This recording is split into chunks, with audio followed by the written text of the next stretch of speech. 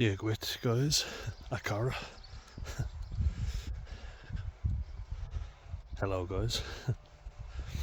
It's a lot milder today, I'll just show you, than it was yesterday.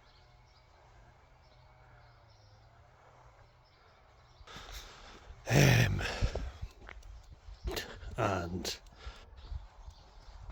I'm kind of glad I was roasting. Beautiful day though, I mean, can't complain. Up early,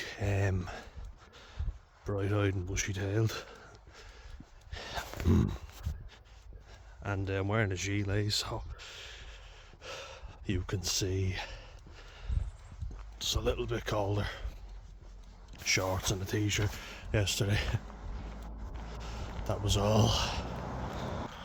I thought I'd get myself out, get a few steps in while I'm feeling motivated,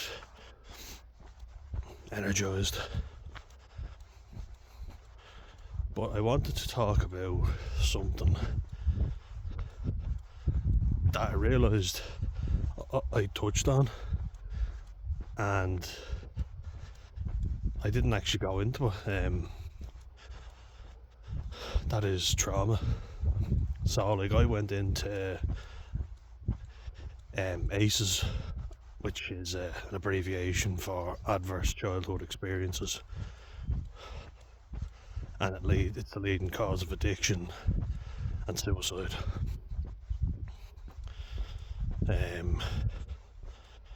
My channel isn't monetized yet.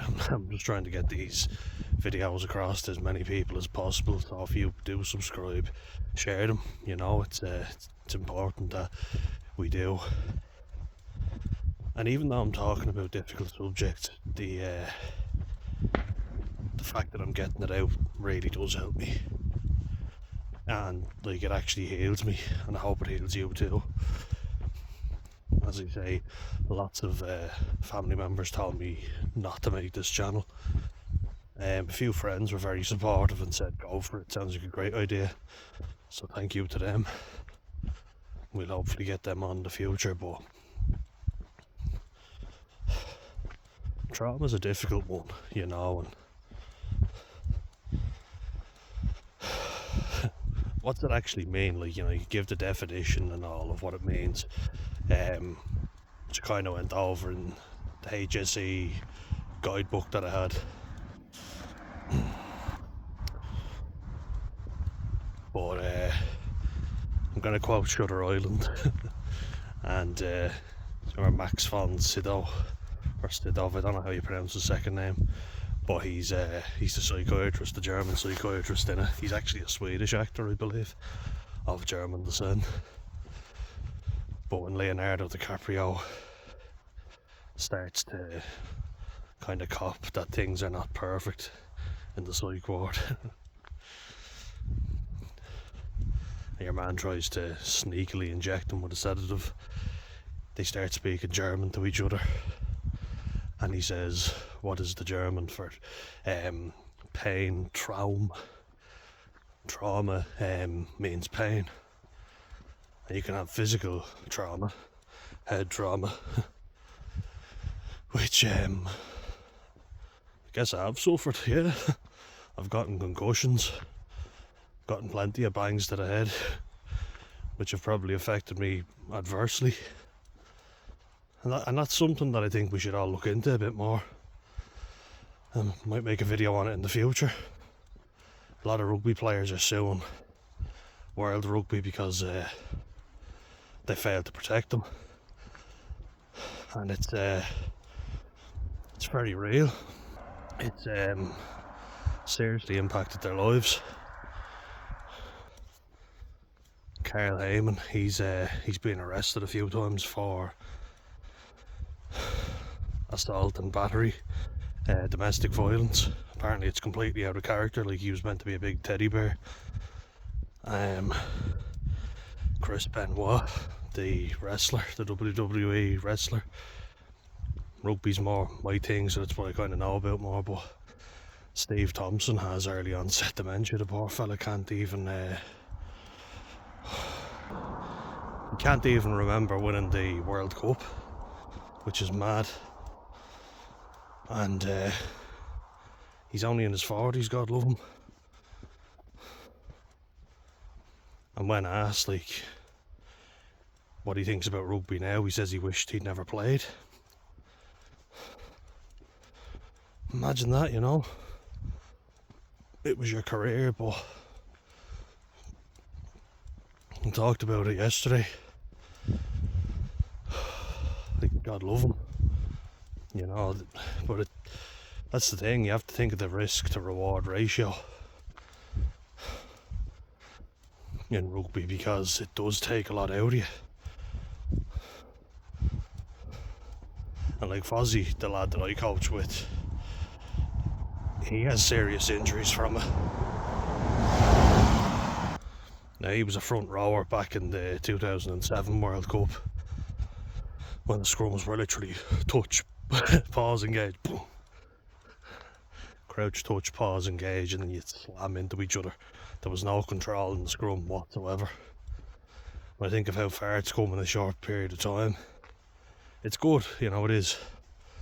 But he says his neck kills him all the time, his feet, you know, his joints, he's got arthritis, which is wear and tear, you know, rheumatoid. His quality of life is greatly impacted by it, you know, and it's sad to see. And I imagine greatly exacerbated by rugby. You know, it is a very real thing.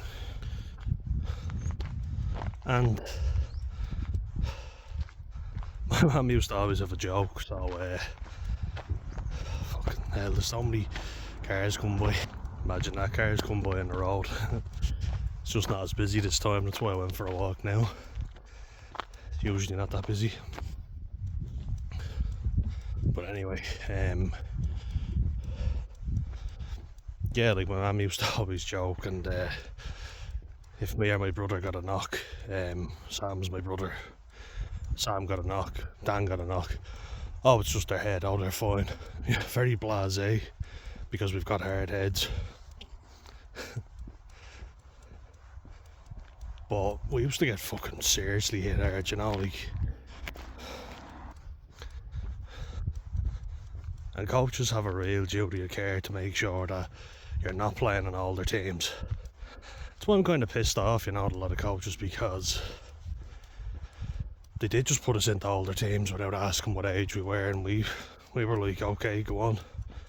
Our parents never spoke to us about it, so we just did it, you know. Played for whatever team we were told to play for. I think a lot of adults should have done better to prevent that from happening, you know. But when everybody else is doing it, it's okay. They're telling you, you know, you just get on with it, you know. So you do. But you suffer a lot of physical and emotional trauma after that. It's in fucking bits. So sore after games. And I feel like adults did a really bad job there, you know. That damages your confidence. That means lads don't want to play as much.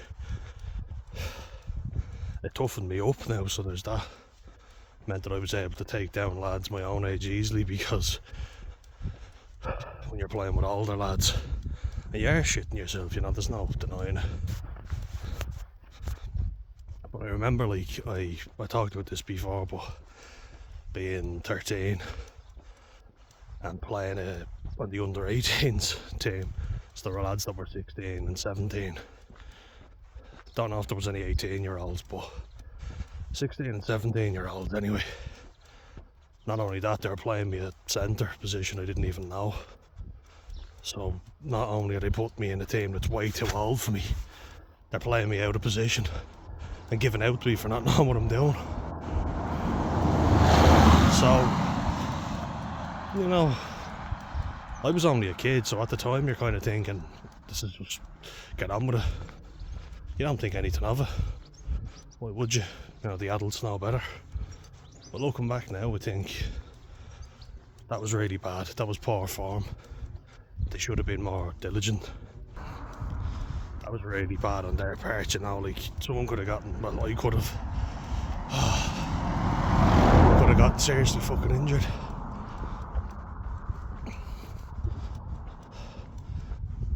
But my mum and dad aren't the type to ever give out to a coach or blame a coach. They always just assumed they were right, you know. But then one day there was a touring team from Italy, and they were under 18s, and most of them were 18. I don't know if they don't like France, but it's if anyone knows French rugby, they can educate me better. But they kind of do it by weight and size at underage level. It's a bit different to how we do it in Ireland. This Italian team were all clearly older anyway. They were about 18, they looked it, and I was still a child basically, you know. And I remember my mum just saying, no fucking, I'm not letting you play. And I was like, that was a good decision. I looked at her and I said, what do you think? They've asked me if I'm available. I was watching my brother's game. We're at the same club. And she said, no, I'm not a chance, you know, you've already done enough. And I was like, thank God you said it. I was like, if you're sure. But there is that fear as a young fella of being labelled a pussy, isn't there? Like, of course there is. You don't want to be. And I didn't, you know. So I guess, what am I getting at here? I'm getting at the fact that there's usually a physical event that has physical pain, physical trauma, and that's bad, but I think the emotional stuff is even worse. And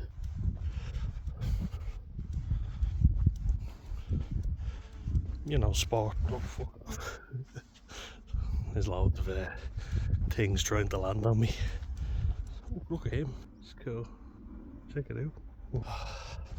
Hope he doesn't get killed now by the oncoming traffic. Got 2 waves. Happy days. But yeah, sport was a great source of trauma for me, because you keep thinking after the game, I should have made this tackle, I should have, you know.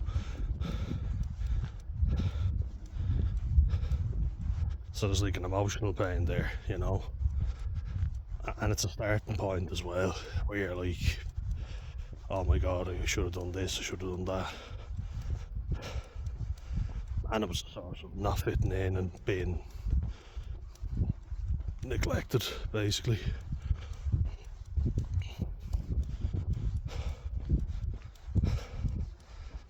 And so, like, you combine all those things together, you know, all the physical pain, which, you know, I think a lot of us would take that over the other stuff that sticks with you, wouldn't we? Like, we take a punch in the ribs over the stuff that just replays in your mind.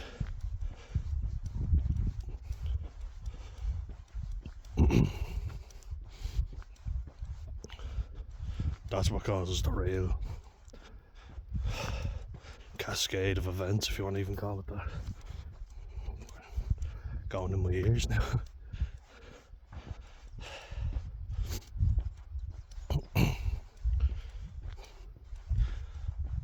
So, like, trauma is the event, and then when you have, like, PTSD, I'm told, is related to one event.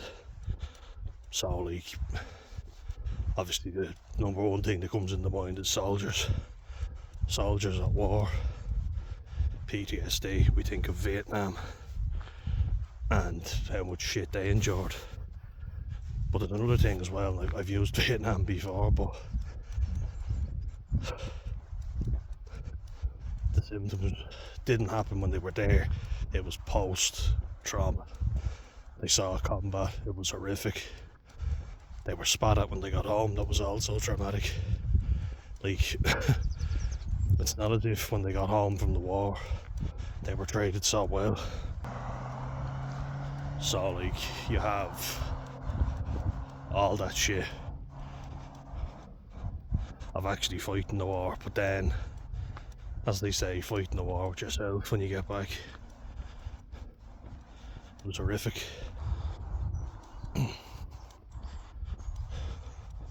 And the same shit happens with people when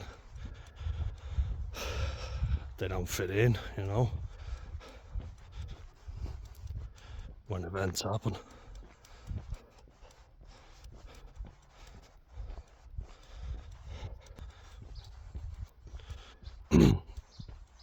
So many fucking cars nearly crashing into each other. I've had to just be careful around this section. So, bear with me. More coming now. People drive too fucking fast, honestly, like, very fucking fast.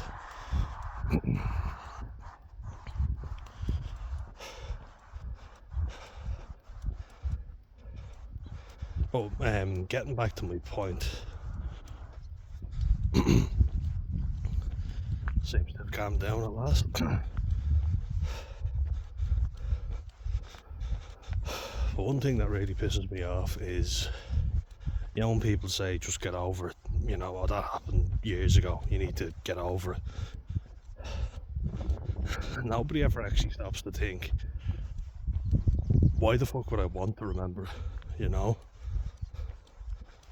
Like, I understand some people, they always are victims, and no matter what you say to them, they always seem to find problems where you find solutions. I get that. I've been like that at times, you know. But I don't want to remember this shit, you know. I don't want it to be there, but it is. What I want more than anything is for that memory to be gone. If you could take it from me, brilliant. You know, I don't want it hanging over me.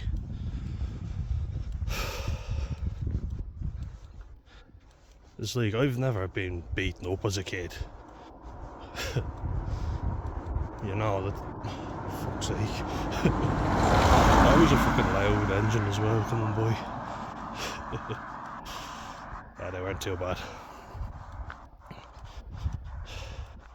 The amount of people though around corners that nearly run into you, or trying, you know, when you're walking up a country road and there's a car on the opposite side and they try and overtake, they try and go through you, and they're like, I'm fucking here, you know.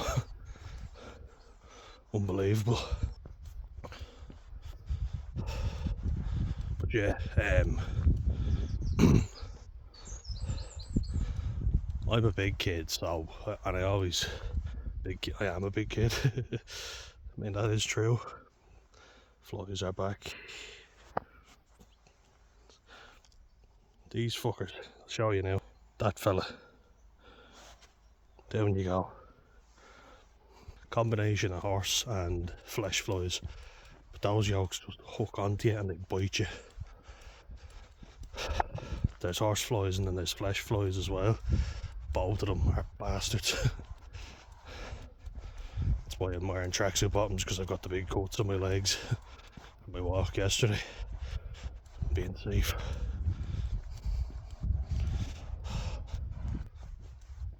But if everyone would let me continue, including the insects. I was able to handle myself, you know, relatively well. And I didn't get beaten up as a kid. I got beaten up by my own fucking family, you know, but... And that was a big woe was me thing. But I fucking did. You know, they took their anger out on me when it suited them.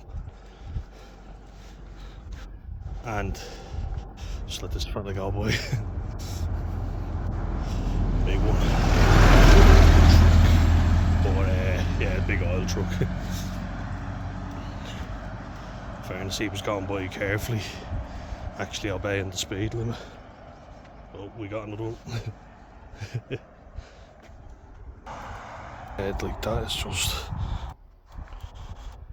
If it seems like I'm being overly cautious, my god. Like, some fella's driving up, right? I'm on the opposite side, and some prick can't wait around this road to overtake. It's a narrow road as it is, like, but Some people are just so impatient, they gotta get where they gotta go. Gotta get. What? So, just being cautious. There's fucking head cases around. Like, how fucking impatient can you be? But anyway, it's traumatizing.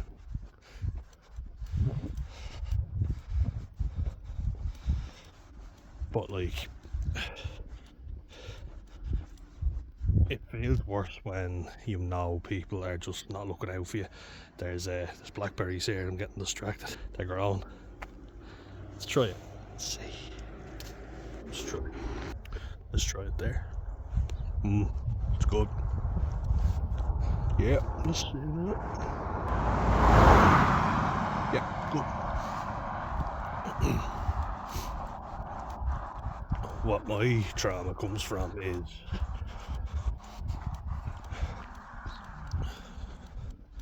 people not having my back, family members dismissing me. That's the stuff that gets you more than anything. You know, it's not the time you're beaten up, although when it's by a family member, it is. Now I'm having the fight with my brother recently, and it was mutual, you know. Him acting like I went 100% and he went only 50% is a lie. He was up for it as much as I was, and I apologised.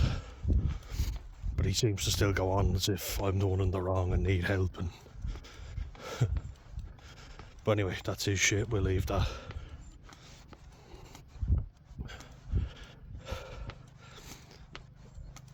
It's the verbals as much as anything, you know. It really is. All that stuff. Just checking the battery now. Yeah. Okay.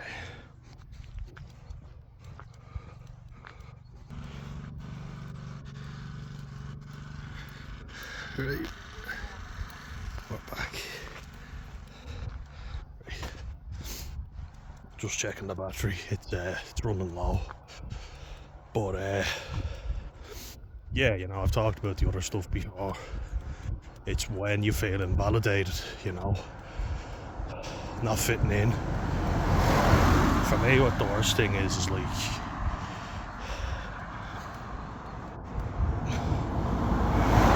being laughed at for not picking up on things as quick as other kids are. That's what I find the worst. And just being singled out, that's really the worst, you know. And then not feeling like your feelings are validated. And there's a lot of shit that I think a lot of us haven't dealt with, but Jesus, I'm starting to see how much there is now. I think the reason why I'm feeling, you know, this real toxic shame and everything is because I'm finally addressing stuff. The guilt that I feel is not